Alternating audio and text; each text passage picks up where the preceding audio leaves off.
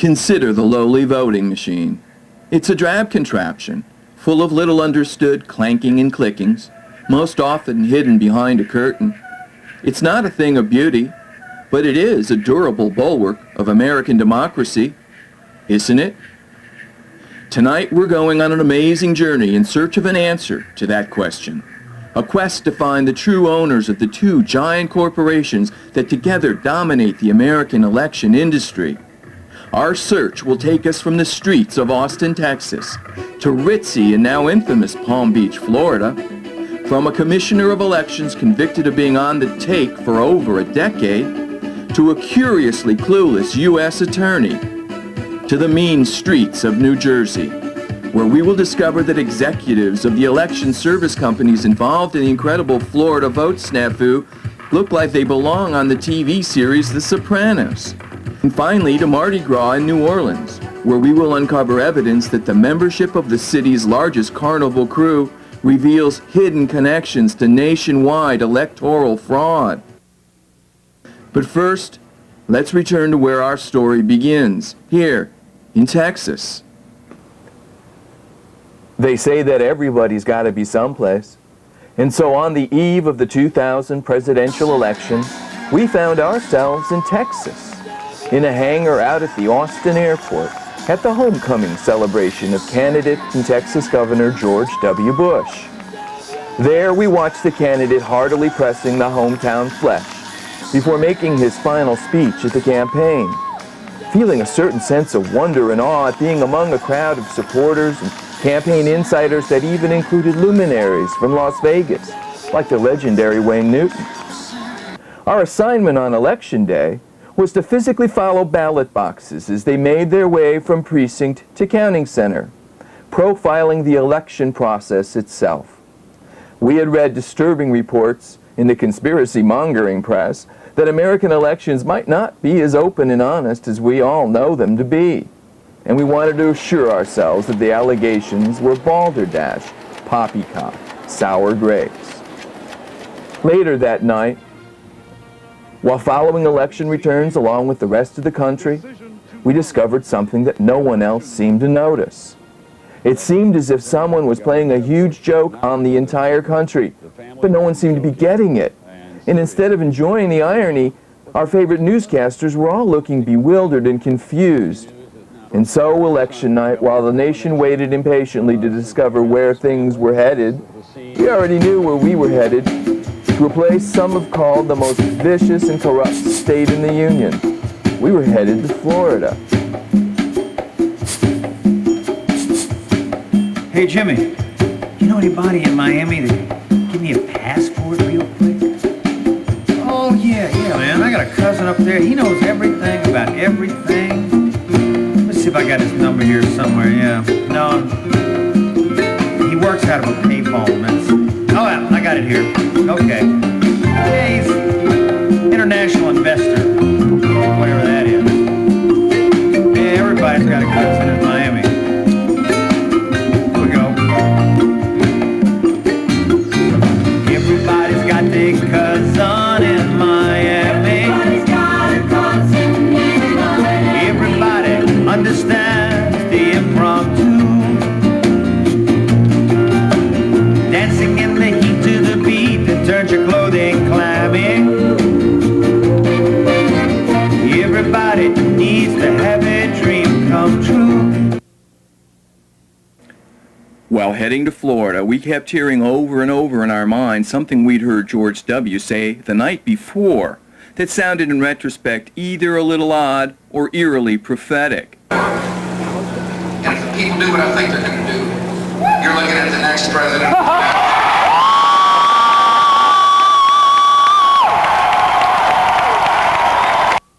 If people do what I think they're going to do. As we watched election returns on television with the rest of the country, we began to wonder if there had been a darker meaning in Bush's remark. With us, we're about to take you on an exciting and bumpy ride. Then we heard confirmation of something many had suspected, that both campaigns apparently knew in advance that Florida was a must-win state for each camp. On Florida at this hour, Tim, both campaigns made an enormous investment there.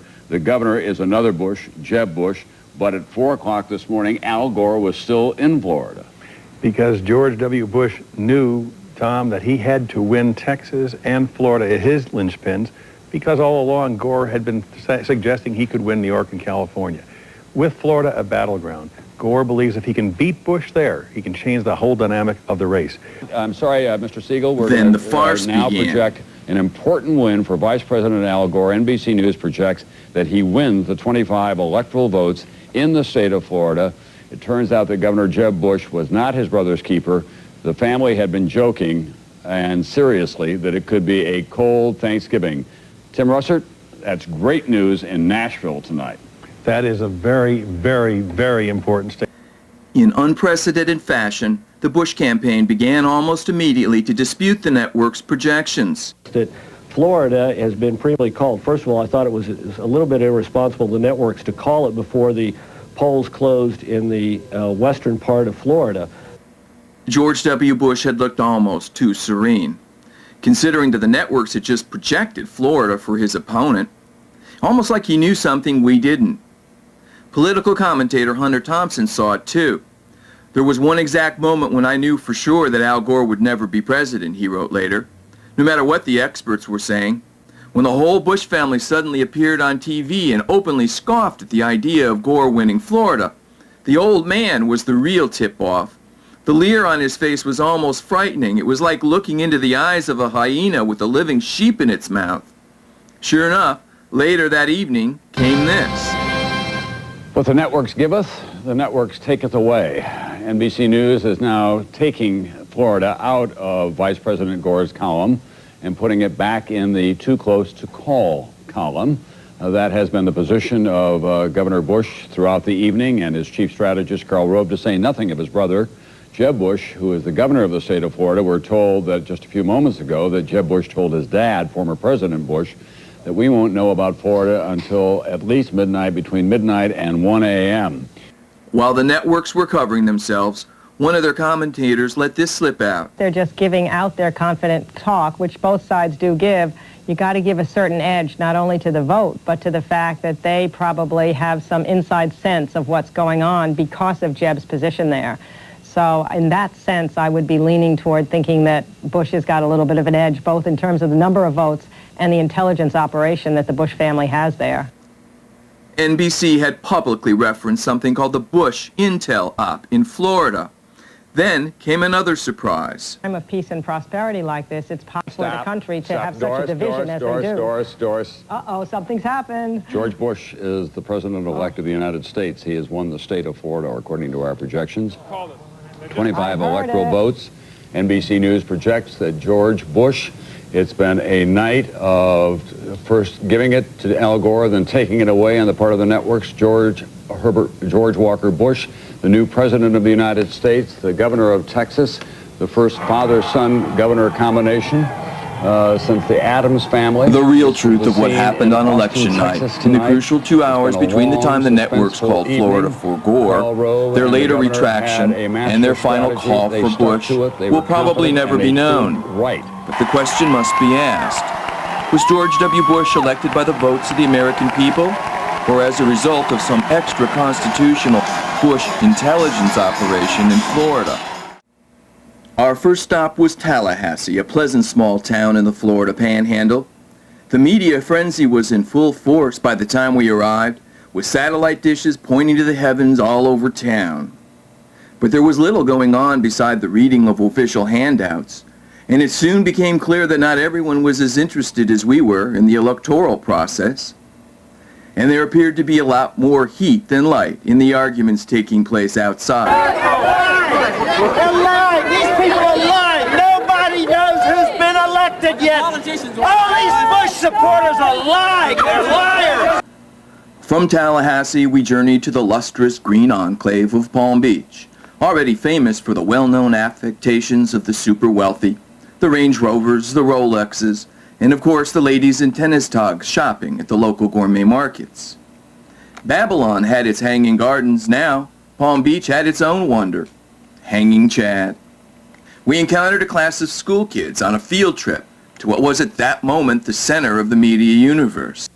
Yeah, Florida is definitely the center of the universe now, but there are other states that have indicated they've had problems as well with this election. Human error in New Mexico, we've had some questionable ballots cast in Wisconsin, so Florida isn't alone, it just happens to be the deciding votes that will make the difference. Had the complaints about misleading butterfly ballots, we wondered, just been a sore loser man Democratic afterthought? Some of our teachers had problems like voting because they said it was kind of hard and they told us about it. And my mom said she didn't really have trouble, but she said that it was kind of confusing. She knows a lot of people that had kind of trouble with it. While still in Palm Beach, we made our first discovery.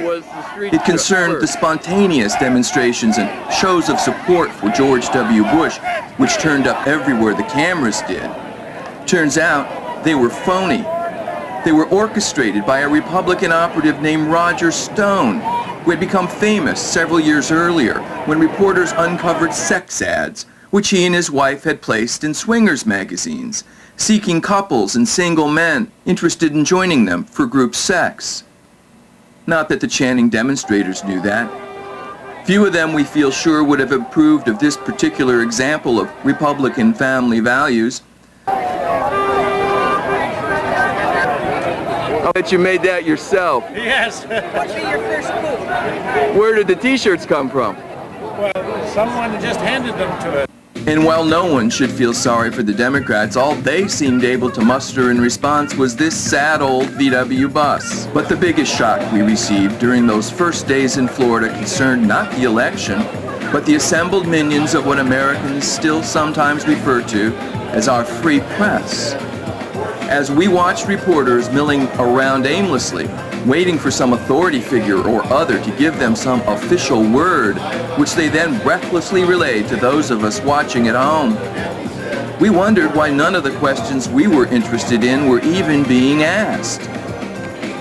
And the only investigative journalism taking place appeared to revolve around finding the best all-around TV makeup for use in both light and shade conditions.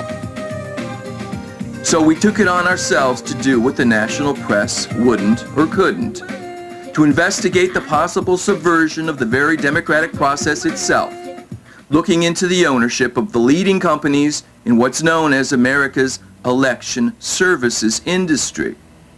We remembered that during the Watergate scandal, reporters had been urged to follow the money. We decided to follow the Chad. We wanted to know who owned the election companies causing the snafu? Who were these companies in what is known as the election services industry? We found some relevant old newspaper clippings. The next president of the United States may not be chosen by the voters of the United States. Instead, he or she may be the choice of whomever controls or manipulates the computer systems that tally the votes. One piece read, a single firm manufactures the software used in the machines that compile more than 2/3 of the nation's electronically counted votes. Analysts describe the software as spaghetti code, code that can be manipulated without detection. In fact, that may have happened already, the article continued. Duger wrote those words over 12 years ago. He could have been one of Nancy Reagan's psychics. We learned that trust us has been the bottom line mantra of the computer scientists supposedly responsible for programming election machines and counters used in American elections. And Americans have been forced to accept that our technocratic elite is operating honestly, even though they won't let anybody see the source code. But have they? In the pages of the Spotlight, a newspaper published out of Washington, D.C., we first read allegations that what is called America's election services industry is filled with private companies of unknown ownership and foreign nationals with dubious backgrounds. There we learned that the company Election Services and Software, or ES&S, the giant Omaha, Nebraska company that counts 2 out of every 3 American votes, is a private company which declines to reveal its true ownership. Our investigation has learned that ES&S is controlled by yet another private company, making it, to use the words of George W. Bush's favorite statesman, Winston Churchill, an enigma wrapped in a riddle. Apparently, the American people are not supposed to know who owns the company that counts their votes. Reporters like Chris Boleyn have been investigating the company and one of its prime subcontractors, Vicant. Vicant is owned by a certain Alex Kantorovich, not even an American, but a citizen of the former USSR, a place now called Byelorussia. And since Byelorussia is not a place previously known as a hotbed of the democratic tradition, reporters began inquiring into Mr. Kantorovich's background. They were rewarded for their pains with death threats, emanating from Mr. Kantorovich himself. That the bottom line was that he didn't want his company to be hurt or me. And he repeated that 2 times in the conversation, that he didn't want to be harmed, his company to be harmed, and he didn't want me to be harmed. And I was a little naive, and I didn't really understand what he meant until I got off the phone and talked to my wife and told my wife what he said. And then it occurred to me it was a veiled threat, the kind of threats that are often given in Russia. So a reporter had received death threats from the manufacturer of a crucial component that allows election machines to report results back to a home computer. The presence of a modem in these machines that counts the votes, that counts the ballots, is problematic in and of itself, because it turns the machine from being a simple computer into a communicating machine. And I understand that the conventional wisdom, this is to facilitate transferring the data to the mainframe computer, but it also renders this machine susceptible to tampering from outside. It's a one-man company. He wouldn't tell me where the cards are made, but he did tell me that the cards are not made in America. This is in itself problematic. And he has only been doing this for about 3 years, and what he did prior to this, prior to selling these Vicant cards, he refused to reveal. You may be asking yourself the same question we were. How would a one-man company get such an important job from the company that counts the majority of American votes? This is the $64,000 question. How and why was Alex Kantorovich given this contract when you have companies like Panasonic and IBM right there in Chicago, headquartered in Chicago, that make these cards in great numbers and with the highest integrity, that they settled on a Russian immigrant who was selling cards that were not made in America? This is the big question. So we began an investigation into the ownership of the giant election services companies that dominate the American elections industry. And then we saw this newspaper headline, which changed everything. We read of the conviction of the Commissioner of Elections for the state of Louisiana, who had pled guilty to taking bribes from Sequoia Pacific for a period spanning an entire decade. Sequoia Pacific, we were to learn, is the #2 company in America's election services industry. And why this story changes everything is because Sequoia Pacific was also involved, up to its corporate eyeballs, in the Florida vote snafu. At Fowler sentencing, we learned that the quality of mercy is never in short supply for connected individuals in Louisiana. Fowler will serve just 59 months in a federal camp. But it was the less than draconian sentence meted out to the man passing out all those bribes, Pasquale Rocco Risi of Marlton, New Jersey, that caught our eye. Rocco Risi admitted in court to a bribery scheme involving payoffs for over a decade. Yet in a state where small-time crack dealers are spending life plus eternity at Angola Penitentiary, Rocco, who admitted to corrupting the officials responsible for ensuring honest elections, was sentenced to just 1 year. 1 year of home detention. At least he's being confined in his Marlton, New Jersey home, smirked one courthouse source, which is somewhat smaller than his $800,000 Baton Rouge mansion. This is Rocco Risi's Baton Rouge estate. At least this is what you can see of it from the highway. We learned later that it had formerly belonged to disgraced televangelist Jimmy Swaggart. And this is Mr. Risi's neighborhood in Marlton, New Jersey, Kings Grant, where he will presumably be spending his year's home detention. Did Rocco Risi just have himself a sweet little deal in Louisiana? Or was he fronting for a larger organization, like organized crime? We were about to learn that these are not considered polite inquiries in Louisiana. You haven't seen it on the news, but something happened in a Baton Rouge, Louisiana federal courthouse a month after the election that reveals startling details about mob connections to the companies that count American votes. This man, the Commissioner of Elections for the state of Louisiana, took millions of dollars in bribes from the election services company responsible for the Florida vote snafu. Mr. Fowler, is the man who bribed you a member of organized crime, sir?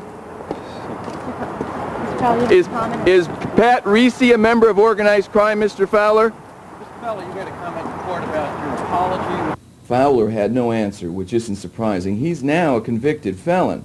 But the U.S. Attorney for the state of Louisiana might have been expected to be a little more on the ball. Sir, is the man who bribed Mr. Fowler a member of organized crime? I have no idea. I have no idea. Pasquale Pat Reese I have no idea. paid 10 years worth of bribes to your Commissioner of Elections, and you have no idea? Have you looked into whether he's a member of organized crime? We don't know about you, but we smelled a rat. But you might say, so what? Politicians in Louisiana are always being convicted of something or other. What makes this story of importance to the presidential election in Florida? Because Rocco Reese was the Sequoia Pacific Corporation's exclusive representative for Louisiana. So we realized that a truly serious investigation into the vote snafu would begin with questions of mob influence in the Florida election outcome. And that to find the answers we would have to look not just in sunny Florida, but in places like Louisiana. The world might never have learned of Pasquale Rocco Reese except for this man, Woody Jenkins. Well, in 1996, of course, I was the Republican nominee for the U.S. Senate here in New Orleans, and it ended up being the closest election in the nation that year, nearly 2 million votes cast, and we supposedly lost by about 5,000 votes. Election night, after midnight, we were still about 85,000 votes ahead. And then in the closing hours, after most people had gone to sleep, suddenly over 100,000 votes came in, a majority for my opponent. On election night, we announced publicly, statewide, live on television, that we would be visiting those voting machine warehouses to determine whether to contest the election. So there was a lot of public attention. And we had teams at all 64 parishes, and in 63 parishes, everything went smoothly, everything checked out. But where we had the reports of massive voter fraud, here in New Orleans, our team arrived at the voting machine warehouse where there were 898 voting machines to be inspected. And lo and behold, at the time the doors of the voting warehouse opened, they observed to their amazement that all 898 voting machines were unsealed and open. At that point, of course, the results of the election had been contaminated because there was no way to know if there had been tampering with the precinct registers. The stink was unmistakable, even for Louisiana. What we found was we have a system that doesn't work. It's broken. There is no way in a close election, certainly in Louisiana, I'm sure this is true in many states, to really determine who the winner is. At this point, Jenkins was just another unsuccessful candidate. But what happened next changed all that. Heard reports of that. What we wanted to be able to do is check the voting machines, the totals, which we were not even allowed to see, the Jenkins-Landrew totals on 790 of the 898 voting machines in Orleans Parish. And of course, when we then tried to subpoena the precinct registers and just look at the voter signatures and the original precinct registration cards, our Commissioner of Elections, Jerry Fowler, and the registrar of voters here tried everything they could to stop us, and ultimately did succeed, stopping us from really having access to those basic election materials in order to be able to effectively and a timely manner compare the signatures. We think there were 30 or 40,000 illegal votes that day. As we began looking into Jenkins' allegations, we were stunned at where they led. You had a gambling referendum on the ballot for riverboat gambling, video poker, and the land-based casino. Over $12 million reported by the gambling industry being spent mostly in the streets. So there was a lot of gambling money in the election, is that correct? There was a great deal of gambling money. 12 million reported, and then probably another 8 or 10 million that was not reported. The mob is involved in gambling, isn't it? Allegations of voting irregularities by Republican Jenkins led to a year-long investigation. The probe quickly came across evidence of massive bribery, and that's how the world first learned of Rocco Reese. Well, if you find out that dishonest people running your elections or controlling the election equipment or controlling the counting of ballots, then that makes you question the whole process. Because people are willing to steal money, they certainly would be willing to steal elections, because that's a much bigger prize. From Woody Jenkins, we had heard a basic truth that no one wants you to know about American elections today. When it comes to computerized election returns, no recount is possible because there is no audit trail. So, for example, when the Secretary of State of Florida was instructed to order a recount, the majority of Florida's counties reported the same results as they had originally. They had been forced to accept the word of the election services companies which counted their votes, which might be fine if the election services industry was comprised of saintly figures. Instead, it is filled with people of dubious character, guys like Rocco Risi from New Jersey, whose actions qualify them for jobs not as computer scientists, but as extras on The Sopranos. We will shortly learn that the ownership of the election services industry reveals evidence of routine and systemic bribery of public officials, not just here but overseas, the recent Prime Minister of Ireland to give just one example, and close associations with international gamblers, Zurich currency manipulators, telecom scandals, offshore Channel Islands accounts in the names of fictitious people, untraceable shareholders, Bahamian resort owners, and supranational financiers. Meet Susan Bernacker. Her spunk in refusing to accept blatant election fixing has given proponents of open and honest elections something more valuable than gold, a smoking gun. Proof of widespread and massive vote fraud held by muckraking newspaper columnist Jack Anderson. What prompted us is that every candidate that runs for office is allowed by law after the election, 3 days after the election, to go and check the machines. They just let us look at them and give us the numbers, and they thought all they had to do was do a check in the rear of the machine where you push a button and it gives you all the numbers. And that's what he did. He gave me a little long ticker tape coming out of the back of the machine and said, "These are your results." And I said, "Well, that's nice, but I'd like to see how you got this number." And he says, "Well, this is all you have. Tell me how the machine worked." So he proceeded to open the machine and showed me, you push this number, and because it's in the certain mode, it'll give you your tally at the bottom in a liquid crystal display. So when you press your selection, it's supposed to show in the display. I pressed a few of them and went to the next machine, and then I noticed when I pressed my name that my name did not show up in the display with the total, that my opponent's name showed up. Pressing Bernacker, got Gambaluka. Again, I'm pressing Bernacker, I got Gambaluka. And I was like, oh my God. And my name didn't show up again, and I did it again, and my name showed up. So like every 3 to 4 times my name would show up. I told my cameraman to turn on the camera. Now you're probably wondering, what am I doing with the cameraman? And let me tell you again, I'm not a reporter or anything like that. It was just my gut feeling that I needed some kind of proof of something. So this is why I brought a camera with me. We went to the next machine, and the next machine, and the next machine. And on tape, we only did a few machines, but this occurred down the road. What we did is we set up a press conference either a couple of days later.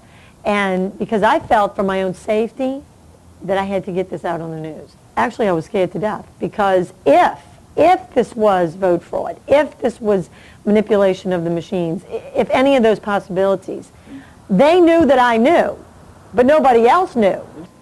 Few people expect a candidacy for their local city council to result in death threats. Susan had been brave even to run in a city race against this man, Nick Giambaluca, who, to put it charitably, poses little threat to the pervasive mob influence in Louisiana politics. The last couple of months of the election, my life was threatened continuously, on a practically daily basis. What's the connection between this tale of corruption and the Florida vote snafu? Here's a big hint. I have my own theories, because on the ballot on which I was, the state of Louisiana was voting on whether or not to have gambling in the state of Louisiana. So that is one of my theories, as well as some of the other people, of if there was scamming or vote fraud going on during my election, this could be the gambling money. Well, everybody knows about gambling. Where gambling is always corruption. Fowler's conviction was big news in Louisiana's major newspapers, but in America today, being connected means never having to say you're sorry. And so amazingly, none of the newspaper stories even mention the name of the election services company on whose behalf Fowler was being bribed. The Sequoia Pacific Corporation must be, we decided, either very lucky or very well connected. And the man who paid Fowler as much as $15 million, Pasquale Rocco Risi of Marlton, New Jersey, he had managed to avoid almost any mention at all. In fact, none of the newspaper stories about the scandal even printed a photo of him. Now that's clout. We had lots of questions, but as we've seen, meting out justice to bribe-taking public officials is no cause for reckless inquiries into mob influence in the companies which count America's votes. Remember? Sir, is the man who bribed Mr. Fowler a member of organized crime? I have no idea. We still think it's a fair question. The U.S. attorneys had almost 10 years to look up the answer. Then we discovered two crucial pieces of the puzzle, both of which pointed towards, of all places, New Jersey. Commissioner of Elections and former pro football player Jerry Fowler, we learned, had found himself in big gambling debt trouble at another Harrah's casino, this one in Atlantic City, New Jersey. At the same time, allegations of voting irregularity had become commonplace in Louisiana. But what was Sequoia's motive in paying all those bribes? In Louisiana, it was taken for granted that Fowler had been bribed to purchase Sequoia's voting machines. But they get paid not to be too curious in Louisiana, as we've seen. We discovered that the millions Sequoia paid Fowler totaled more than the purchase price of the voting machines, so that couldn't have been why he was being bribed. So was it money or power that the second largest election services company in America was after? And even though we'd learned it was considered impolite, still we had to ask. Were you being paid bribes to fix elections? Money or power? The vote tallying company has the real power in any election. They are the ones, after all, that not only provide the machines, but also write the source code for specific elections. Then another piece of the puzzle fell into place. In court documents, we learned that Sequoia Pacific had been hiding its presence through the use of a number of dummy front companies, like Rocco Risi's. Several of these dummy companies, we discovered, were owned by yet another New Jersey election equipment executive, a man named Harold Webb, who was a key component in the sophisticated bribery scheme that funneled millions of dollars to Louisiana officials. But New Jersey resident Webb has another claim to fame as well. He had also played a role in the Martin County, Florida drama over Republican absentee ballots that was a highlight of the Florida vote snafu. So a man who had participated in the massive bribery and kickback scandal, which resulted in the conviction of the Commissioner of Elections for the state of Louisiana, had also been one of the key suppliers in Martin County, Florida, scene of the televised judicial challenge to the legality of absentee voting applications filled out by Republican Party officials.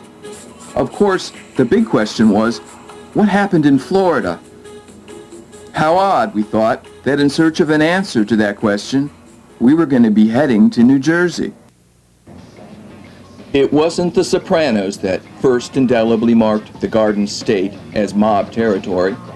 In fact, there are so many mobsters in New Jersey that identifying the characters on the hit show has become something of a sport among New York tabloid reporters. New Jersey first developed its national reputation as a state infested with organized crime way back in the 1950s at the Senate Kefauver hearings. Racetrack fixing, loan sharking, narcotics trafficking, fraud, takeover of legitimate businesses, prostitution, extortion. The full gamut of organized crime activities runs rampant across the state. In South Jersey, where we were headed, there was the violent Bruno family, first made famous by Little Nicky Scarfo, as well as the Lucchese family from New York. But why, we wondered, were there so many election services industry companies clustered there? The reason shocked us. Election machines were built by the same companies which specialize in another mob specialty: video gaming, slot machines. We realized that even though our visit to New Jersey was coming in the middle of a frozen winter, we could be treading on thin ice. So our first visit wasn't even in New Jersey, but in neighboring New York City, with Manhattan Election Services Commissioner Douglas Kellner, who fought a year-long pitched battle to keep Sequoia Pacific from locking up a lucrative New York election contract. In fact, even from my own agency, where I'm the commissioner, I get constant stonewalling when I'd ask to see documents, particularly documents relating to the security of the machine. And what they want you to do is trust them, but they won't show you the documents, and they certainly won't let you look at the code. And again, what you're doing is turning over the process to computer professionals who are saying, trust us, we'll do a fair job. Well, I don't believe in letting people count votes in secret. I think that the public has a right to see exactly what's happening at every step of the way. But they weren't. And Kellner's suspicions about Sequoia Pacific only grew deeper and darker as he began to learn more about them and about their shady past. And certainly some of them have had experiences in their past of bribing election officials, and all of them are guilty of misleading election officials at one time or another. You can't rely on the companies trying to sell you technology to tell you whether or not the stuff works the way they say it's supposed to work and whether it's any good or not. You don't ask Philip Morris whether cigarette smoking is safe. You don't go to the election voting machine companies to ask them if their technology is foolproof. On the mean streets of New York City, Douglas Kellner went to war with a mob-connected election services company. Years later, Commissioner Kellner is still reluctant to baldly state his suspicions. But we discovered that a Sequoia play, which he was particularly leery of, involved New Jersey Election Services executive Herb Webb. International Election Services, IES. And they now have a substantial contract from New York City, both providing machine parts, replacement machines, and also skilled technicians to assist our own staff. We were able to tell Commissioner Kellner proudly that we knew, from Louisiana officials in the case, that IES was just another Herb Webb dummy front company. When we learned in New York that the Louisiana voting machines would be for sale because they were no longer needed in Louisiana, we sought out to buy those old machines. And suddenly, after months, when we thought this was all going to happen, we found out that no, Louisiana wasn't going to sell the machines to New York after all. And we were told, the commissioners in New York City, that Louisiana was going to scrap these machines, that they couldn't legally resell them to New York. And it's never been, I've never fully determined what actually happened to those Louisiana machines. From Manhattan Election Commissioner Kellner, we learned to our horror that teams of New Jersey election workers would travel with the much-traveled Sequoia voting equipment. I'd like to know whether it's really true that Louisiana scrapped their machines and sent them off to the scrap heap, which is what was told to us happened, or whether those machines in fact wound up somewhere else. Some of those machines did indeed wind up somewhere else. Some of them wound up in Florida.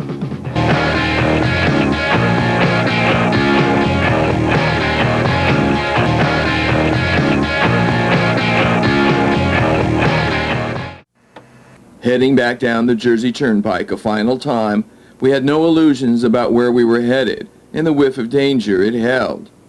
We were headed into a mobster's lair, going to ring his front doorbell even, and a big part of us was hoping that he wouldn't be home. So first we stopped at what we thought would be a safer target to see what a busy election services industry firm looks like just a few short weeks after a major presidential election. We paused to admire the less than inviting walled-in fortress look. What's up with that, we wondered? Maybe the workers inside like working in the dark? As we cautiously approached, we noticed that it was so eerily quiet at this busy election services company that we could hear birds chirping.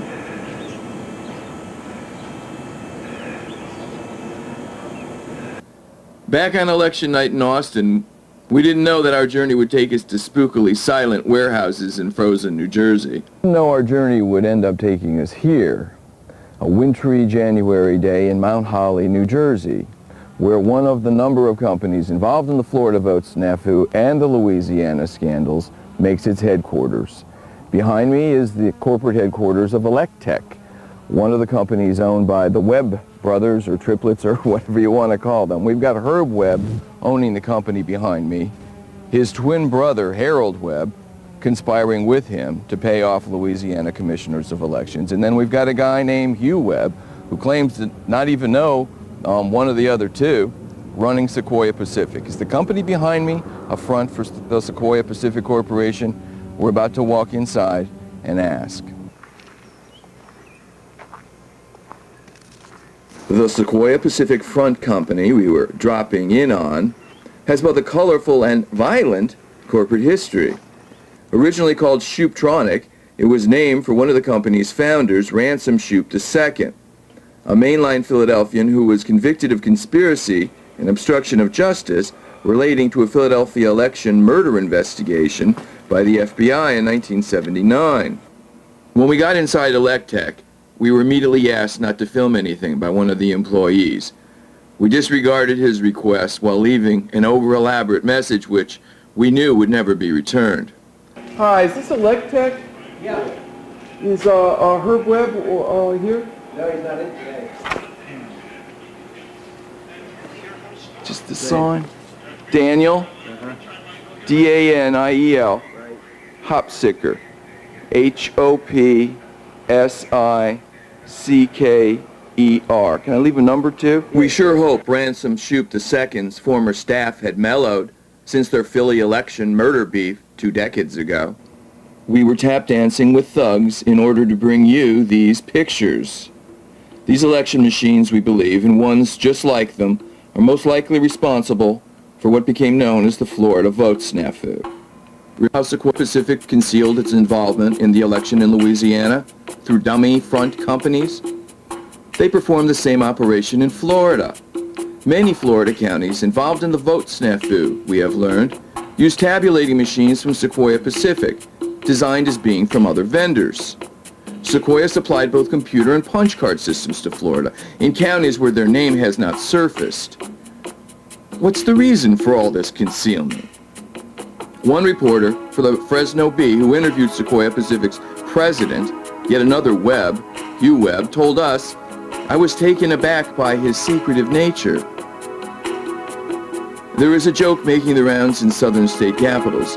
Like much humor, it contains an uncomfortable truth that cannot yet be spoken in polite company. The real vote snafu in Florida, goes the joke, happened because the Sunshine State purchased used election machines from Louisiana. And on those machines, both Bush and Gore lost to former Louisiana governor and convicted felon Edwin Edwards. The hidden truth behind the sarcasm is that Florida used the same machines as Louisiana, and they came from the same shadowy sources. Kind of gives you a shivery feeling about the state of American democracy, doesn't it? Start with this little history lesson from the FBI's 1979 election murder investigation in Philly, in which Ransom Shoup got caught. That election was also tabulated by machines which, conveniently, leave no paper trail of marked ballots. And the other big computer voting company, ES&S, today the largest, had also gotten into trouble at this time. It had only emerged unscathed from a Justice Department antitrust investigation after a change in administrations in Washington. ES&S's president had quipped, no doubt completely in jest, that we had to get Ronald Reagan election to get this thing killed. And for one of the founding fathers of America's election service industry, Ransom Shoup has something of an unfortunate pedigree, him being a convicted felon and all. If you want honest elections, we think almost everyone would agree that keeping felons from owning the election machines that citizens vote on would be like job one, right? Numero uno prioritivo.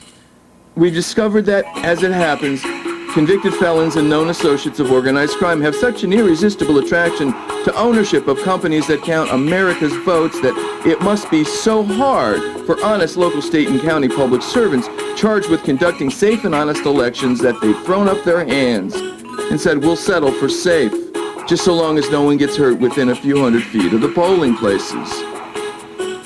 After his conviction, Ransom Shoup was sentenced to 3 years in prison. But he went Rocco Risi one better. He got his sentence suspended.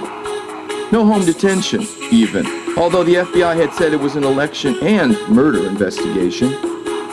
Ransom Shoup, we learned, is the guy that our guy, Rocco Risi, got his start from, in what we are beginning to think of as the elections racket. This is Rocco Risi's New Jersey home, where he'll serve his year's home detention. A year in exclusive King Grant, we could see, looks like it beat sitting in Angola Penitentiary. Was it from Ransom Shoup that Rocco Risi had learned to be so lucky in his dealings with the American justice system? We wanted to ask him, but he wasn't home, though he was supposed to be, serving his year's home detention. He was still holed up in Jimmy Swaggart's old mansion in Baton Rouge. He would soon be testifying for the state against a Sequoia Pacific executive named Phil Foster. So they didn't want to send him to his not exactly Devil's Island-like exile in New Jersey until they absolutely had to. But mostly we just wanted to see Rocco Risi for ourselves, just to make sure he really exists.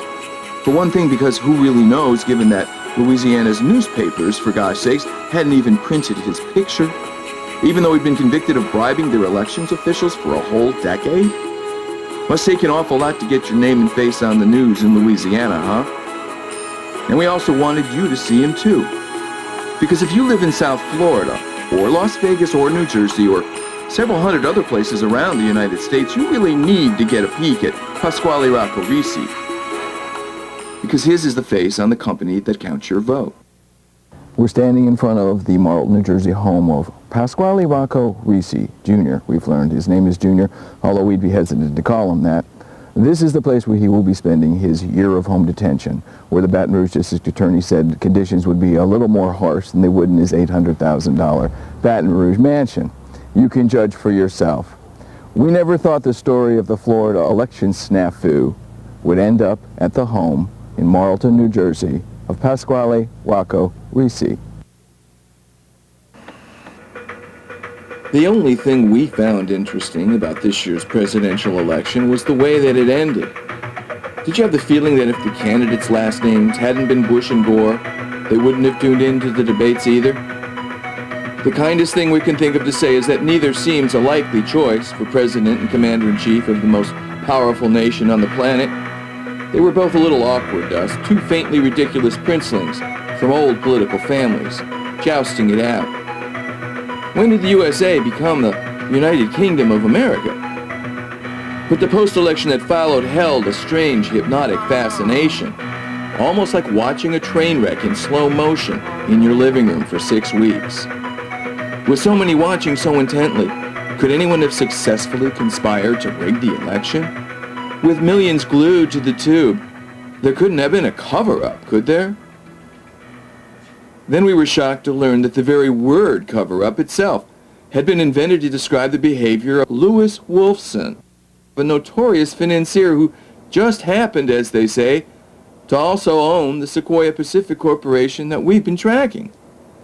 When James Garner played a greedy tycoon in HBO's Barbarians at the Gate, Garner said he patterned his character after Louis Wolfson, whose big claim to fame came when he ordered a Supreme Court Justice, Abe Fortas, to keep his mouth shut about the money then passing between them.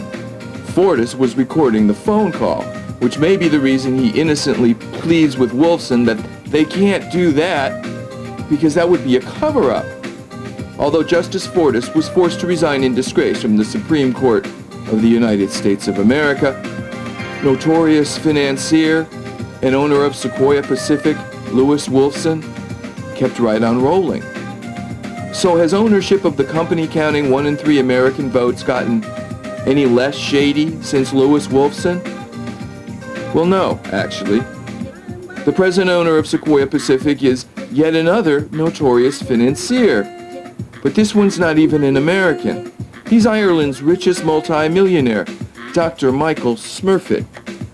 Smurfit also owns Kildare, Dublin's most elegant hotel and resort, so life is good.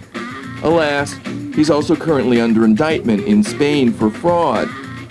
And also last summer, it turns out, Smurfit barely avoided being indicted for bribing the Prime Minister of Ireland. We discovered that he had first burst upon the international financial scene back in the middle 1980s when he was the grateful beneficiary of a leveraged buyout of CCA, Container Corp of America, a company which itself had only just been spun off by a company you may have heard of, Mobil Oil. Why would a major giant like Mobil get all cozy with a middling Irish paper company like Smurfit? Mobil Oil, we've learned, was once part of the Standard Oil Company, the monopoly that was the precursor to Exxon Mobil and other current oil giants. Exxon and Mobil have since merged in a merger dubbed Rockefeller's Revenge in the business press. LBJ's press secretary Bill Moyers had once said, David Rockefeller is the most conspicuous representative today of the ruling class. But this was all a bridge too far for us. We were stuck on the fact that 1 in 3 American votes is counted by a company whose owner hangs out at racetracks with Zurich currency speculators. So what if the real contest in Florida had nothing to do with counting Chad? What if, while everyone's eyes were on the Chad, someone sneaked in and stole the election through the back door? What if the big fix was already in place well before the first vote had even been cast? The problem is that with an electronic voting system, you can never be sure that the vote is being recorded the way the voter intended it to be cast, because there's no paper audit trail.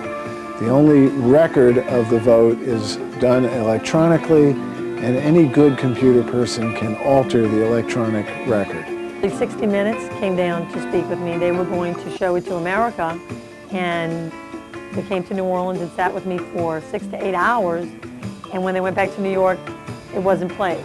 If you think what happened in Florida with the missing chads and the dents and the dimples and the pregnant chads, that's nothing when you compare to what is unknown and unseen that can happen inside a computer. The selling of the machines is a big business and very profitable, but then there's the option to sell the election at the same time, and it becomes the biggest sale in the world.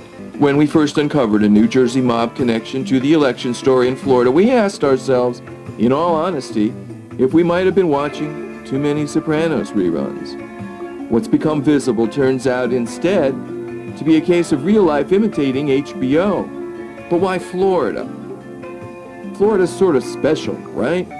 The mob has a long and rich history of acting as the CIA's partner in Florida. We've been in search of an answer to the question of whether American elections are as honest as we'd always believed. And what we've uncovered looks to have all the standard ingredients of a silent coup in some jerk-water banana republic. We've got shadowy financiers pulling the strings, and gangsters rubbing elbows with retired CIA agents and corrupted election commissioners. In Louisiana, we discovered that the man who keeps his face out of the papers, Rocco Risi, is a member of the biggest and most heavily politically connected carnival crew of New Orleans, called Endymion.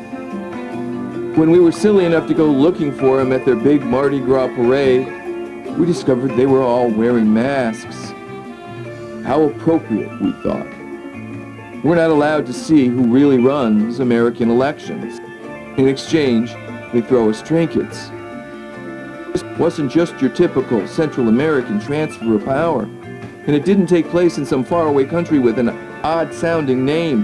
No, this one happened right here, in the US of A, in November, in Florida.